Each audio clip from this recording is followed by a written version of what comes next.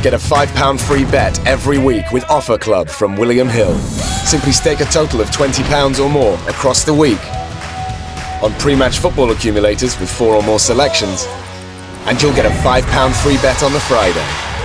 Join William Hill Offer Club on mobile or online now.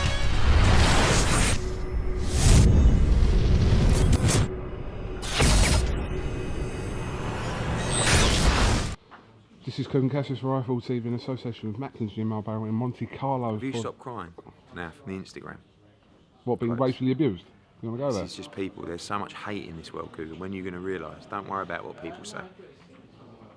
You don't, yeah. The more successful you get, the more hate you're going to get.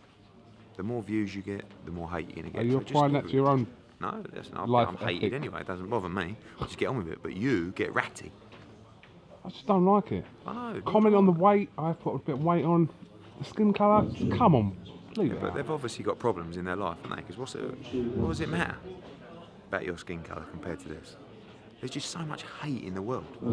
But you know, you go on Twitter. I'm not talking about people commenting on me because I'm widely loved by the entire British public. But people are so miserable, and they've got so much hate and animosity in them. Why don't we just love each other? Learn to love. No, but we could. The world could be such a great place if everyone just stopped being so miserable. We're in Monte Carlo. We're not miserable. Monte Carlo, baby. First of all, bit of frustration for Martin Murray. Children of pulling out of the fight. Reason being? Ill, kidney infection. I mean, this is boxing. You're sitting there last night, get home from, I was with Kel yesterday in Sheffield, get home, sit down for my dinner, bang, phone goes, Johnny Wish, you're not going to believe this, Chudinov's out with illness. Wednesday, 8 p.m. This is the game is a complete pain in the arse. So then, you get on the phone to about a dozen managers and agents, right, who's available, and somehow we pull one out of the bag. With the replacement, 24-0, WBA Continental Champion, I think number 11 in the world rankings, real tough fight. And tougher for Martin Murray because he's probably feeling a bit, oh God, it was Abraham, now it was Chudinov, you know. So, a tough fight, a really, really tough fight against a hungry kid. Luis Ortiz takes on Malik Scott. Just met him for the first time, Luis Ortiz. How's his English? Average. Yeah, I mean, he's going to need a translator with you. He understands most of the English, but, you know, he's a very, you know, he has that aura about him, a bit like Golovkin, where you sort of look at him and you go, God, you're a bad motherfucker, you are. Do you know what I mean? And I'm excited, I'm really excited. You know, he's had 3 solid fights. Tony Thompson knocked him out, Bryant Jennings knocked him out, Malik Scott on Saturday. He's fighting some high-level guys. And we've got a solid plan with him, and we're really excited about the future, and obviously particularly Saturday night. Jamie McDonnell defends his title. I saw it. Someone showed me Solis is 8-1 in the bookies, which is outrageous. Solis is a former unified super flyweight champion of the world, tough as they come, can really punch, relentless style. It's going to be a good fight and a really tough fight for Jamie McDonnell. And finally, Stephen Smith gets his second world title crack. Tough fight. Yeah, Sosa. I saw Sosa. He's got that look about him as well. Just looks like a complete rock. I don't believe as skillful as Stephen Smith, but punches harder than Stephen Smith. Has huge KO power. Stephen's got to stay disciplined. Sosa likes to walk forward and walk you down with his guard up. Stephen's got to work the body, be smart, and if he can stay disciplined for this fight, I believe Britain will have a new world champion come Saturday night. Beating good company, drew with Waters, won the title against Fortuna. Listen, whatever rankings you want to take, and in this instance I'll take BoxRec, he's the #1 super featherweight in the world. So whether you think so or not, he's certainly top 3 super featherweights in the world. He's coming off a big win, and he can really fight. Right, some quick updates now. Brooke Khan, what's going on? See Khan's tweet? Yeah, nothing. I mean, I spoke to Amir, I spoke to Kel. Obviously, it's a fight that everybody wants. Everyone's wanted for so long.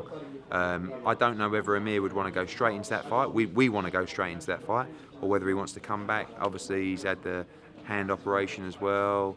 But it's more about we're focusing on what we're doing and what Kel wants to do. And I sat down with him yesterday and we mapped out all the options. And I said to him, look, I think maybe you should move to 154. And he said, well, my weight's really good at the moment. I spoke to my nutritionist.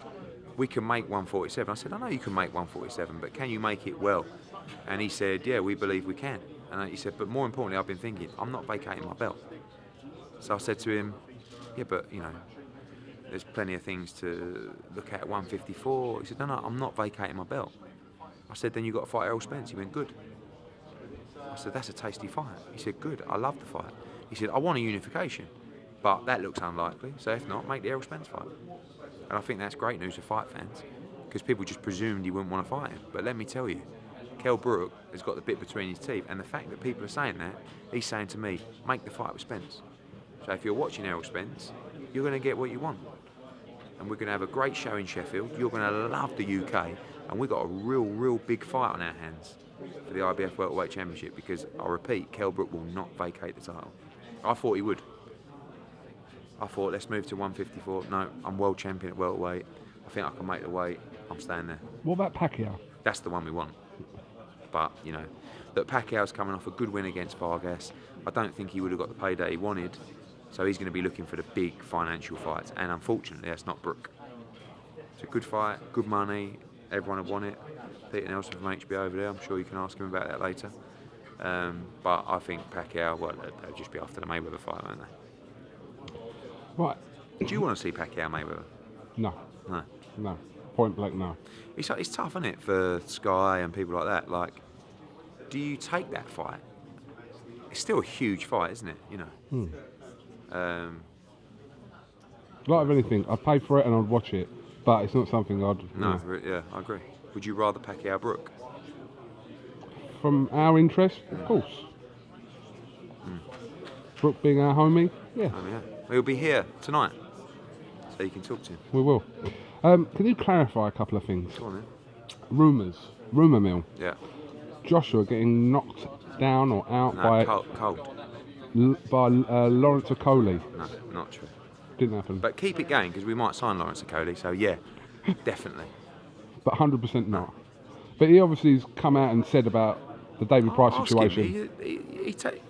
I think you asked him on Sky, asked him, did David Price put you down in sparring? Yes, he did, in 2010, 7 years ago, when Josh had like 3 or 4 fights. So I'm sure if you want to ask him about Lawrence Okoli, then if he did get decked by Lawrence Okoli, it was a good fight, he can bang. But no. But you can speak to him, ask him. He'll tell you anything you need to know. I feel like I need a bit of a longer extended one with Joshua. Yeah, it's difficult now, because you're not quite up there in terms of importance with our other media partners. That's true. You come this way just slightly. Yeah. That's it. That's true. So, obviously, we need to talk about what happened yesterday. Or was it? Yeah, yesterday morning. What happened yesterday morning? Donny boy. Who? Trumpy boy. Oh, what's that got to do with it? Oh, my tweet. Oh, your tweet had 20,000, so people 20,000 retweets. So I put a tweet out just to say, don't be surprised Trump won, because Honey G's getting voted for every Saturday night. People are replying, going, it's a different country. I'm going, fucking hell, are you being serious? Oh, I couldn't believe some of the replies. But yeah, Donald Trump. Crazy, huh? Who knows how it's going to play out? Major shock. I can't believe you're asking me about US politics. I don't know enough about it. I mean, the one thing that seems to be missing is the policies. I'm going to make America great. How are you going to do that? I'm going to make them great. Okay, how's that going to work? But the one thing I would say is he's not an idiot. He's going to be putting people in place. I mean, look, he's got Rudy Giuliani. He's a well-respected guy. They're smart people. So, we should see. If you was an American, would you have voted Trump or Clinton? Don't really know enough about it. Probably Clinton. But he's quite inspiring, isn't he? Trump. Like you can actually, he might give a speech and you go, go on, son. I don't know, maybe it was just that Clinton was just the only other option and just not really, not really inspiring enough. I don't know. You're asking the wrong guy. Worry about our country, that's all I'm worried about. All right, well, listen, it looks like Yeah, it's going it's to getting start. Anything else you want to add? No, we'll speak after. All right, no All right, worries. see ya.